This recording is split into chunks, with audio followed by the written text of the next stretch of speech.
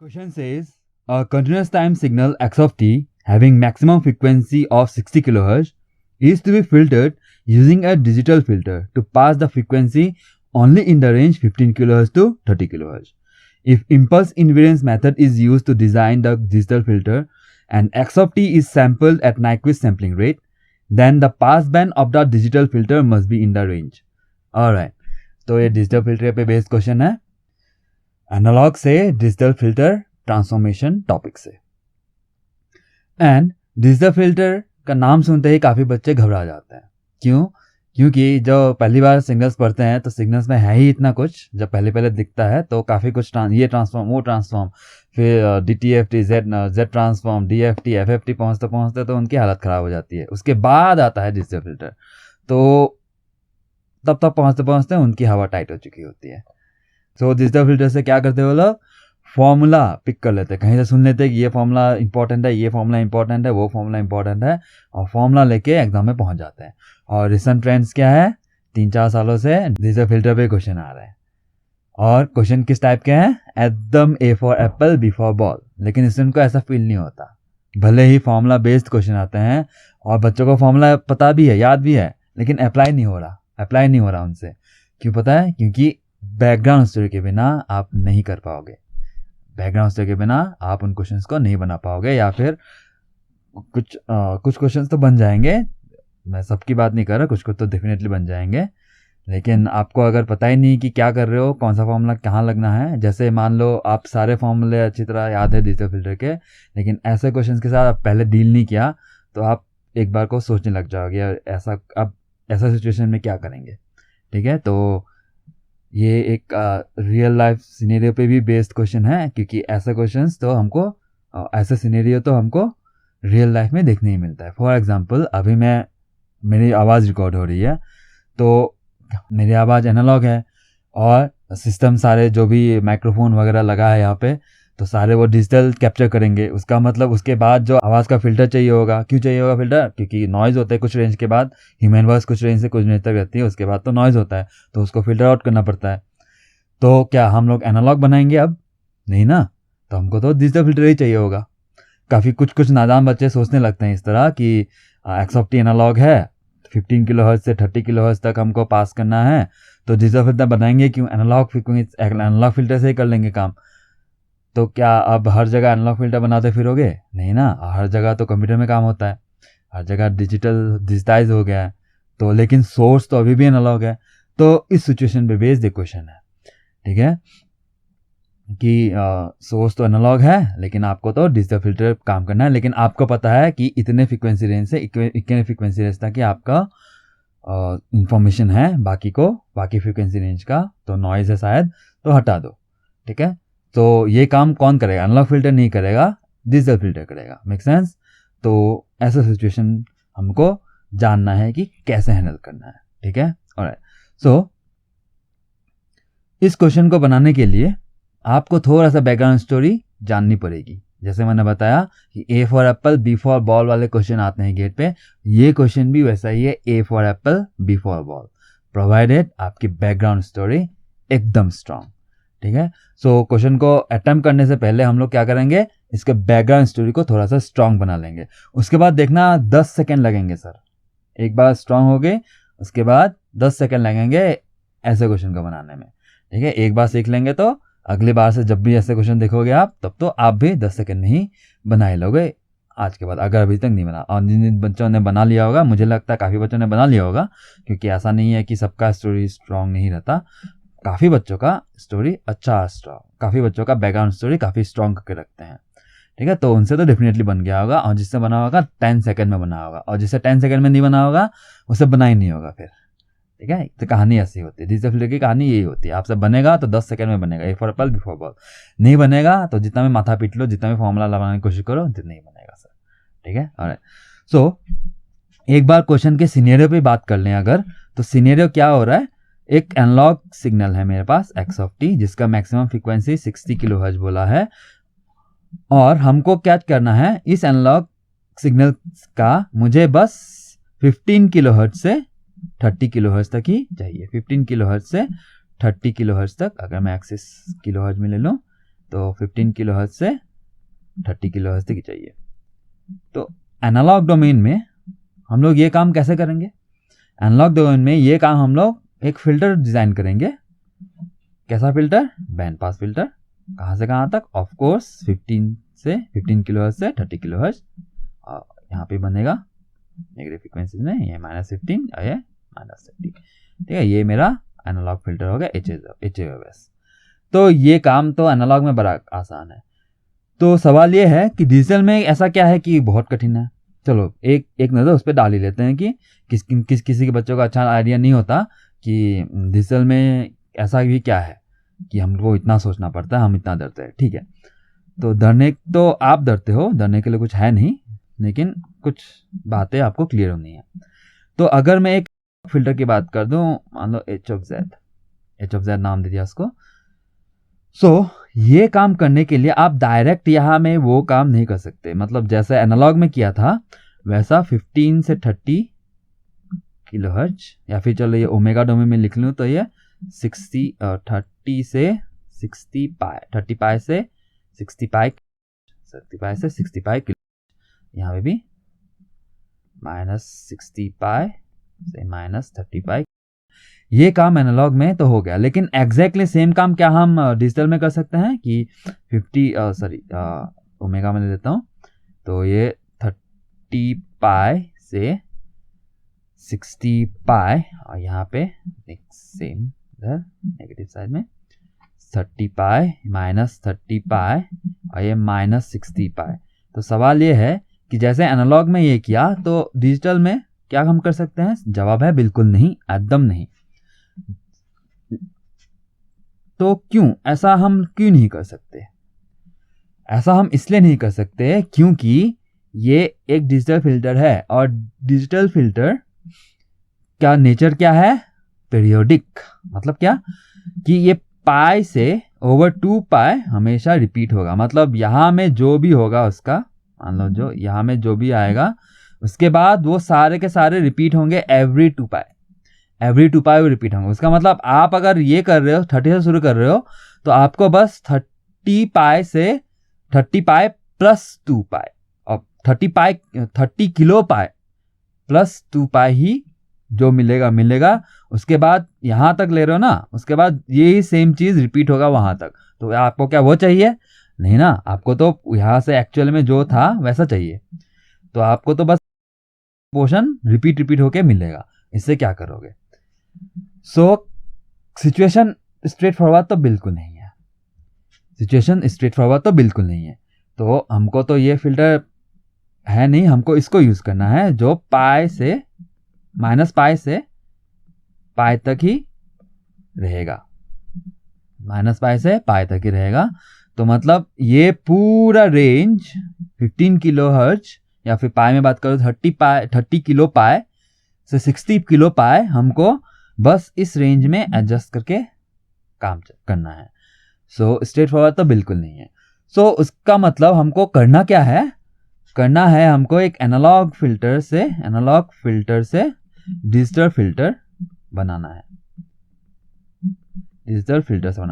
हाँ, काफ़ी बच्चे इसको एनालॉग से डिजिटल कन्वर्जन में A to D कन्वर्टर से जोड़ते हैं। नहीं, वैसा नहीं करना। सिचुएशन केयरफुली इसलिए मैंने क्रिएट किया क्योंकि आपको समझ में आए कि एक एनालॉग फिल्टर से डिजिटल फिल्टर का ट्रांसफॉर्मेशन का मतलब क्या होता है। तो मैंने जैसे बताया कि मान लो ये आवाज़ है आपकी या फिर मेरी, यहाँ से यहाँ तक ही ह्यूमन वॉइस है, बाकी यहाँ से 0 हो रहा है और यहाँ मान लो माइक्रोफोन कैप्चर कर रहा है यहाँ तक। तो आपको एनालॉग डोमेन में पता है कि यहाँ से यहाँ तक उड़ाना है ना, यहाँ से यहाँ तक उड़ाना है, हमको बस बीच वाला रखना है। लेकिन हमारे इक्विपमेंट्स कैसे हैं? कंप्यूटर में काम होता है, सारे डिजिटल हैं। तो हमको पता है ये रेंज से ये रेंज उड़ाना है, लेकिन डिजिटल फिल्टर वैसा इक्विवेलेंट डिजिटल फिल्टर हमको चाहिए। फिर डिज़ाइन पार्ट चल रहा है, आप इंजीनियर हो, आप सॉफ्टवेयर यूज़ नहीं करोगे, आप डिज़ाइन करोगे। ठीक है, वैसा सिनेरियो है। तो हमको बनाना है ऐसा। सो इसको करने के लिए स्ट्रेट फॉरवर्ड नहीं होगा जैसे मैंने दिखाया। तो करेंगे कैसे फिर? इसको करने के लिए हम लोग के पास कुछ टेक्निक्स होते हैं, काफ़ी सारे होते हैं, आजकल तो काफ़ी अच्छे अच्छे होते हैं, लेकिन हम सबसे बेसिक बात करेंगे क्योंकि हम लोग गेट पॉइंट ऑफ व्यू से बात करेंगे। सो गेट पॉइंट ऑफ व्यू से मुझे लगता है 3 ही बेसिक हैं और 3 ही इंपॉर्टेंट है। एक हो गया अप्रोक्सीमेशन ऑफ डेरिवेटिव, दूसरा हो गया ये इम्पल्स इन्वेरिएंस मेथड, तीसरा हो गया बाइनरी ट्रांसफॉर्मेशन। सो तीनों में से सबसे फेमस है और सबसे इंपॉर्टेंट भी, लेकिन इस क्वेश्चन में हम इम्पल्स इन्वेरिएंस मेथड देखेंगे के बारे में बात करेंगे। सो जैसे मैंने बताया बिना बैकग्राउंड स्टोरी के कुछ नहीं होगा, और बैकग्राउंड स्टोरी जैसे पता चल गया तो A for apple B for ball वाला सिनेरियो। तो अब करते हैं इम्पल्स इन्वेरिएंस मेथड को डेवलप, थोड़ा सा 5 मिनट का काम है। देखो, तो मैं IIM लिखूंगा, इम्पल्स इन्वेरिएंस मेथड, ठीक है। IIM मतलब इम्पल्स इन्वेरिएंस मेथड, कुछ और मत सोचना। ओके, सो इम्पल्स इन्वेरिएंस मेथड में हम एक सिचुएशन डेवलप करते हैं, ठीक है। अब जो प्रेजेंट सिनेरियो है क्वेश्चन का, उसको थोड़ा सा साइड रखेंगे और एक जनरल सिनेरियो डेवलप करेंगे, ठीक है, और बाद में उसको रिलेट कर लेंगे। सो क्या है एक जनरल सिनेरियो कि मान लो मेरे पास एक फिल्टर है जिसका H(s) बना के रखा है, या फिर सीधे बात करें अगर, मान लो मेरे को पोल लोकेशंस पता है, और पोल लोकेशंस काफ़ी डिफरेंट टाइप्स के हो सकते हैं, जैसे कॉम्प्लेक्स पोल हो गए, डिस्क्रीट हो गए, कॉम्प्लेक्स हो गए, रिपीटेड पोल्स हो गए, या फिर पोल जीरो कॉम्बिनेशंस हो गए। इतने सारे बातों को हम लोग डिस्कस करने की नीड नहीं है, हमको बस एकदम सबसे बेसिक बात करनी है, डिस्क्रीट पोल्स, जीरोस नहीं है। तो मान लो इस फिल्टर के पास n पोल्स हैं, डिस्क्रीट सारे, कोई रिपीटेड पोल नहीं और कोई कॉम्प्लेक्स पोल नहीं और कोई जीरो भी नहीं। सो कैसे दिखेंगे फिर? H(s) कैसा दिखेगा? S माइनस, मान लो पोल लोकेशन P बोल देता हूँ, P1, और ऊपर में कोई कांस्टेंट C1। C क्या है? जीरो लोकेशन तो नहीं ऑफकोर्स, तो C1 कोई कांस्टेंट, ठीक है। प्लस दूसरा पोल कैसे दिखाएंगे? डिस्क्रीट है तो अलग अलग बैठेंगे, minus P2 C2 plus all the way till n पोल बोला था, तो ये Cn minus Pn, capital N, चलो कैपिटल N ले लेते हैं। ओके, नाउ तो इसी को हम लोग कंबाइन करके लिख सकते हैं, कैसे? समेशन के हेल्प से। समेशन, कोई वेरिएबल उठा लेता हूँ, मान लो m गोज फ्रॉम 1 0 नहीं 1 to n, ठीक है। जीरो से अगर मैं यहाँ में जीरो लगाता तो यहाँ में जीरो होता, ठीक है। बच्चे फॉर्मूला को बड़े केयरफुली देखते हैं क्योंकि उनको लगता है कि यही काम का है, इसी फॉर्मूला को यूज़ करना है। अरे हट, ऐसा नहीं, फॉर्मूला चेंज हो जाएगा अगर मैं जीरो, इसको काउंटिंग जीरो से करता तो ये जीरो स्टार्ट होगा, ठीक है। तो इसीलिए बैकग्राउंड स्टोरी बहुत स्ट्रांग होनी पड़ती है, क्योंकि काफ़ी बच्चे का आदत है कि चीज़ों को शॉर्टकट में करना है, क्योंकि डरे रहते हैं बच्चे कि शायद अगर कुछ और कर दूं तो कुछ गलत ना हो जाए। तो डर से ही पूरी ज़िंदगी चक्रव्यूह में फंस गई है, और मेरी कोशिश यही है कि आपको इस चक्रव्यूह से बाहर निकालो, डर के चक्रव्यूह से। ओके चलो, सो ये m गोज टू n, और ये क्या है ऐसे समेशन, तो C m s minus P m। m variable कौन सा है? जो 1 2 3 4 जितने हैं उतने जाएंगे, ठीक है। m से m जब भी दिखे, स्मॉल m जब भी दिखे तो हम समझ जाना अच्छा ये यहाँ से आया था। Okay, alright. सो यूजुअली अगर मैं बता दूं, अगर टेक्स्ट बुक देखोगे तो k वेरिएबल यूज होता है, ठीक है, और मैक्सिमम पढ़ाने वाले भी k वेरिएबल ही यूज करते हैं, क्योंकि बुक में k वेरिएबल लिखा है, लेकिन मैं तो ओपन स्टाइल यूज़ करता हूँ, मैं कोई भी वेरिएबल लगा देता हूँ, क्योंकि मुझे बिलीव है कि मेरे स्टूडेंट रट्टा तो नहीं मारेंगे, तो m और k में डिफरेंस पता कर लेंगे। ओके चलो, सो ये हो गया मेरा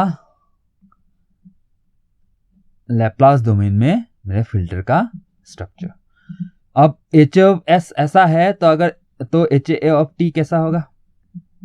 HA(t) कैसा होगा? मतलब इन्वर्स लैप्लास लगाना है, इन्वर्स लैप्लास ट्रांसफॉर्म लगाना है, तो सीधे सीधे समेशन का समेशन ही रहना है, ठीक है। काफ़ी बच्चे समेशन में लैप्लास कैसे, इन्वर्स लैप्लास कैसे लगाएंगे डर जाते हैं, कोई बात नहीं, ऐसे तो कांस्टेंट तो कांस्टेंट, और ये क्या है इसका, ये एक्सपोनेंशियल बनता है कि नहीं, exponential positive PMT, for t positive, UT लगता है तो t पॉजिटिव। ओके, ये हो गया H(t). अब ध्यान से सुनना, हम कर क्या रहे हैं? एक डिजिटल फिल्टर बनाने की कोशिश। तो उसका मतलब H(z) कहाँ से मिलेगा? H(n) कहाँ से मिलेगा? इसी H(t) को मैं सैंपल कर दूंगा, as simple as that. Clear है? क्या बोला मैंने, हमको चाहिए एच ऑफ जेड, मतलब एच ए ऑफ एस है, एच ऑफ एस है, एच ऑफ एस है, चाहिए एच ऑफ जेड। तो मैंने क्या किया, पहले एच ऑफ टी लिया है, ठीक है, क्योंकि यहाँ से यहाँ डायरेक्ट नहीं जा सकते, एच ऑफ टी लिया है। अब एच ऑफ टी से एच ऑफ जेड आएगा क्या, नहीं नहीं, एच ऑफ टी से एच ऑफ एन लाना पड़ेगा, मतलब उसको सैंपल करना पड़ेगा, तब जाके जब सैंपल्स आ जाएंगे यहाँ पे, डिस्क्रीट बन जाएगा, तब जाके मैं एच ऑफ जेड निकाल पाऊंगा, एज सिंपल एज दैट। तो हम एच ऑफ एन करेंगे, तो एच ऑफ एन मतलब इसी को सैंपल करेंगे, एच ऑफ टी को सैंपल करेंगे, मान लो t s seconds, sampling period t s seconds. तो क्या करना है, n is equals to small t is equals to n T s put कर देना है, बस काम हो गया। आई होप इतना तो आपको क्लियर है। So t is equals to n T s लगा देंगे, तो एच ऑफ टी की जगह एन टी एस लग गया, लेकिन हम लोग एन टी एस नहीं लिखते, हम लोग बस एच ऑफ एन लिखते हैं। तो समेशन बाकी सब सेम, बस टी की जगह एन टी एस, 1 से N C M exponential N T S, और ये पी एम भी सामने है, पी एम, ये टी ग्रेटर देन 0 तो सैंपल्स भी एन ग्रेटर देन 0, ठीक है। और नाउ अब काम हो चुका है, अब क्या करना है, बस ट्रांसफॉर्म लगा दो सर, ठीक है। अब यहाँ में z ट्रांसफॉर्म लगा दो, एच ऑफ जेड आके सामने बैठ जाएगा। तो एच ऑफ जेड का फॉर्मूला अगर फटाफट याद दिला दूँ अगर, तो ये summation n from -∞ to plus infinity H of n z to the power -n।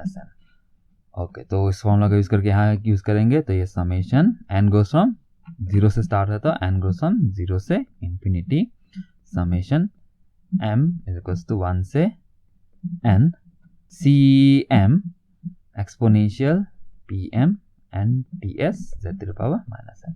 Now इसको हम थोड़ा सा अरेंज करेंगे, दो समेशन है, तो इसको थोड़ा सा अरेंज करके और सिंप्लीफाई कर सकते हैं। तो पहले ये वाला सेकेंड वाला समेशन लिख लेता हूँ। समेशन ऐसा कर सकता हूँ क्या, हाँ जरूर कर सकते हो सर, समेशन लीनियर चीज़ है, तो आगे पीछे तो कर ही सकते हो। और सी एम भी बाहर आ जाएगा, क्योंकि ये एन वेरिएबल से कोई ताल्लुक नहीं उसका, तो ये ऐसे, और ये exponential P M T S Z to the power -1 to the power N. ऐसा मैंने क्यों लिख लिया, क्योंकि हम सभी को एक फॉर्मूला पता है, मैंने बोला हम सभी को, उसका मतलब पता होना ही पड़ेगा आपको। समेशन n गोज फ्रॉम 0 से infinity alpha to the power n क्या होता है, 1/1 - alpha, as simple as that. ये याद नहीं रखोगे तो कैसा चलेगा फिर। ओके, नाउ इसको यूज करके हम लोग आगे बढ़ेंगे। तो समेशन m फ्रॉम 1 से n सी एम, फिर ये वाला समेशन हट जाएगा, और ये 1/1 - अल्फा, अल्फा क्या है, ये पूरा term 1 - exponential P M T S Z to the power -1, खत्म हो गया। ये है आपका एच ऑफ जेड, ठीक है, यही आपका एच ऑफ जेड है जो हम लोग ढूंढ रहे थे, एज सिंपल एज दिस, ठीक है। ओके, नाउ सवाल ये है कि क्या हम बार बार इसको डिराइव करेंगे, नहीं, ये तो प्रॉपर डेरिवेशन है या फिर प्रॉपर बैकग्राउंड स्टोरी है, ये फॉर्मूला नहीं बदलेगा, लेकिन इसके कंडीशंस जो अटैच्ड हैं उसको आपको केयर रखना है। पहला कंडीशन क्या, ये इम्पल्स इनवेरियंस मेथड के लिए है, क्या बाकी मेथड के लिए ऐसा नहीं होगा, बिल्कुल नहीं। दूसरा बात, मैंने बोला था डिस्क्रीट पोल्स का डिस्कशन, बस for discrete poles only, no zeros as well, ठीक है, फॉर डिस्क्रीट पोल्स ओनली, ठीक है, जीरोस भी नहीं रहेंगे, कुछ नहीं, तो ये उसके लिए है। अब कॉम्प्लेक्स पोल आ जाए, जीरोज आ जाए, मल्टीपल पोल्स आ जाए, जैसे किया एग्जैक्टली ही वही फॉर्मेट, ठीक है, मुझे पता है आप लोग बाकी का तो हैंडल कर ही लोगे, एक दिखा दिया तो। ओके, नाउ तो ये है क्या सर, ये वही फिल्टर है जिसके बारे में हम लोग बात कर रहे थे कि हमको तो डिजिटल फिल्टर चाहिए। और एच ऑफ एस कैसा है अगर लिख ही दूं, तो ये एच ए ऑफ एस था, ये समेशन एम फ्रॉम 1 से infinity, sorry N C M divided by S minus P M, यही था। अब इस फिल्टर को हम लोग ने ट्रांसफॉर्म कर दिया है इस पे, यही चाहिए था, राइट? ऐसा ही कुछ काम करना था इस क्वेश्चन में। हाँ, ओके, नाउ इतना जानने के बावजूद भी आपसे ये प्रेजेंट वाला क्वेश्चन नहीं बनेगा। बोलो मैंने, इतना जानने के बावजूद भी, मैक्सिमम बच्चों को इतना आता है, इसके बावजूद भी क्वेश्चन नहीं बन रहा। सो अब बात है कॉमन सेंस लगाने की और रिलेट करने की। मैंने बोला ना बैकग्राउंड स्टोरी के बिना चीज़ें नहीं होंगी, तो चीज़ों को थोड़ा सा और फॉरवर्ड चलना है और रिलेट करना है चीज़ों को, ठीक है? सो देखते हैं किस तरह रिलेट करेंगे। क्या है कि अगर मैं यहाँ देखूं तो pole location S is equals to P में मिलेगा, अगर पोल लोकेशन की बात करूं। और यहाँ से पोल लोकेशन बात करें तो चलो मैं इसको अगर ऐसे लिख दूं कि Z, ये 1/Z लिख के यहाँ पे Z आ जाएगा और यहाँ पे Z आ जाएगा। सो पोल लोकेशन क्या हुआ, Z is equals to exponential PM TS। M variable कुछ भूलना नहीं, 1 2 3 4 5 P1 P2 P3 पोल लोकेशन बताता है। TS क्या है मेरा, सैम्पलिंग पीरियड का। अब इन दोनों को कंबाइन कर दूं, मतलब कंबाइन कर दूंगा का मतलब क्या है, ये दोनों तो एक ही बात कर रहे हैं ना। अगर आप चीज़ों को सही से समझते हो, एस प्लेन से जेड प्लेन, एस प्लेन से जेड प्लेन का ट्रांसफॉर्मेशन के बारे में आपको आइडिया होना पड़ेगा, उसके बिना तो आप कंफ्यूज रह जाओगे। उसका मतलब ये है, एस प्लेन से जेड प्लेन मतलब यहाँ में कोई पोल है तो जेड प्लेन में वो पोल कहाँ बैठेगा, उसका ट्रांसफॉर्मेशन बात हो रही है। मतलब सेम पोल ही जाएगा, सेम लोकेशन, तो हम लोग इन दोनों को कंबाइन करके बात कर सकते हैं। Make sense? सो अगर हम लोग कंबाइन करें तो क्या दिख रहा है, PM की जगह हम लोग S लिख सकते हैं। तो Z is equals to exponential S TS। ये फॉर्मूला काफियों ने देख रखा होगा, ये काफी इंपॉर्टेंट है, लेकिन याद रखना है ये इम्पल्स इनवेरियंस मेथड के लिए है, ठीक है? ये इम्पल्स इनवेरियंस मेथड के लिए है, ओके? ऑलराइट, नाउ अभी एक स्टेप और आगे चले जाएं तो Z कैसे लिखते हैं, इसका magnitude exponential J omega frequency, और S कैसे लिखते हैं, सिग्मा प्लस J ओमेगा। अब ये डिजिटल डोमेन का फ्रीक्वेंसी एक्सिस में ओमेगा है, तो हम लोग क्या करते हैं कि इसका सिंबल चेंज करते हैं ताकि कंफ्यूजन ना हो। फ्रीक्वेंसी तो फ्रीक्वेंसी होती है, मेक सेंस, लेकिन हम लोग को डिजिटल फ्रीक्वेंसी और एनालॉग फ्रीक्वेंसी में थोड़ा सा डिफरेंस क्रिएट करना है, तो इसका ओमेगा ऐसे लिख लेते हैं, ठीक है? तो ये भी ओमेगा ही कहलाता है, तो ये सिग्मा प्लस J ओमेगा। अब तो ये वाला इक्वेशन कैसा बन गया फिर, तो ये R exponential J omega is equals to exponential sigma plus J omega times of TS। अगर मैं रियल पार्ट और इमेजिनरी पार्ट इक्वेट करूं तो हमको दो काफी इंपॉर्टेंट रिजल्ट्स मिलेंगे, जो होगा, एक होगा R is equals to exponential sigma TS, दूसरा होगा अगर इमेजिनरी पार्ट इक्वेट कर दें तो ये omega is equals to omega analog omega TS, ठीक है? ये क्या बताएगा सर, ये जो आपका Z डोमेन में कैसा बनता है, ये सर्कल, यूनिटी सर्कल के इधर उधर, मतलब सर्कल में घूमते हैं। सो ये तो लोकेशंस होता है, ये मान लो यहाँ है, तो ये कितने सेंटर से कितना दूर, रेडियल डिस्टेंस बताएगा उस पोल का, और ये कितना बताएगा, एंगुलर ना, एंगल बताएगा। सो ये दोनों ही काफ़ी इंपॉर्टेंट है, और ये क्वेश्चन इस फॉर्मूले पे बेस्ड है, ठीक है? इस फॉर्मूले पे जिन को ऑलरेडी पता था, वेरी गुड, ठीक है, शाबाश। चलो, तो अब इसका यूज़ कैसे करेंगे वो भी इंपॉर्टेंट है। अब चलो, ये था बैकग्राउंड स्टोरी, ठीक है? ये था बैकग्राउंड स्टोरी। तो मैं चाहता हूँ अगर आपने इस क्वेश्चन को नहीं बना पाए तो वीडियो अभी पॉज करो, क्योंकि आपको बैकग्राउंड स्टोरी पता चल गई है। आप थोड़ा सा चालाकी दिखाने की कोशिश करो, ठीक है? खुद से चालाकी मुझसे देख लोगे तो वो तो आपको आ जाएगा, लेकिन अपना चालाकी का जो सोर्स है वो डेवलप नहीं हो पाएगा, ठीक है? तो चालाकी का सोर्स ऐसा नहीं है कि कोई बच्चा अगर चालाक नहीं है तो चालाक बन नहीं सकता। चालाक का रियल वर्ल्ड में चालाकी के दिखा के क्या करोगे, चालाकी दिखाना तो यहाँ दिखाओ सर, ठीक है? यहाँ आप दिखाओ, मज़ा आता है, यहाँ पे दिखाओ तो बड़ा ही काम बनता है। तो आप वीडियो पॉज करके देखो तो ज़रा बन रहा है क्या, ठीक है? चलो मैं कंटिन्यू करता हूँ, करो ज़रूर, ठीक है? धोखेबाजी मत करो।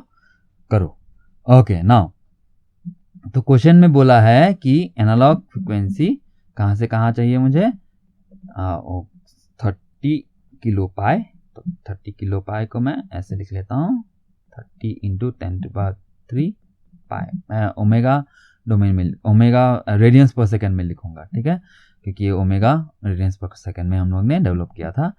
30 से 60 इंटू 10⁻³ पाई, किलो नहीं भूलना, ये है।